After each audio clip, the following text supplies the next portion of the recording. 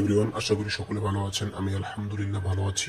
তো আজকে আমি যে বিষয় নিয়ে কথা বলবো সেটা হচ্ছে মেগাস্টার শাকিব খানের আপকামিং দুটি মুভি সম্পর্কে, যেটা রীতিমতো আপডেট এসেছে। প্রথম মুভি যেটা হচ্ছে এক্স মেজর চরিত্রে যে ছবিটা প্রথমে কথা হয়েছিল যে সেটা মেজর সিনহার চরিত্রে অভিনয় করবে, তবে এটা ভুল, মিথ্যা এবং সম্পূর্ণ বানোয়াট।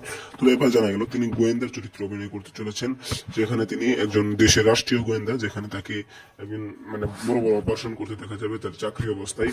এবং ছবিটির শুটিং হবে থাইল্যান্ড এবং বাংলাদেশে, এবং সাউথ ইন্ডিয়ান বিভিন্ন বড় বড় ক্লব এবং বড় বড় অ্যাকশন দৃশ্যের জন্য সাউথ ইন্ডিয়া থেকে এটা নেওয়া হবে। এটা হলো এক্স মেজর ছবির রিয়েল আপডেট। এবার চলে আসি ওই যে ইরুজার ঈদের ছবি যেটা আছে, কালা জাহাঙ্গীর হওয়ার কথা ছিল, সেই ছবির নাম ঠিক হয়ে গেছে। সেই ছবির নাম হচ্ছে প্রিন্স। ইয়েস, একদম ঠিক শুনছেন, সেই ছবির নাম হচ্ছে প্রিন্স। প্রিন্স নামে সেই ছবিটিতে শুটিং করবেন শাকিব খান। প্রিন্স রোজার ঈদে মুক্তি পাবে, এই নিউজটা করা হয়েছে বিভিন্ন থেকে। তো প্রিন্স নামটা আপনাদের কেমন লাগলো অবশ্যই জানাতে পারেন কমেন্ট বক্সে। কমেন্ট বক্স স্বাধীনতার জায়গা। আরো নতুন নতুন ভিডিও পেতে আমাদের চ্যানেলটি সাবস্ক্রাইব করুন এবং পাশে থাকা বেল আইকনটি ক্লিক করতে ভুলবেন না। ধন্যবাদ।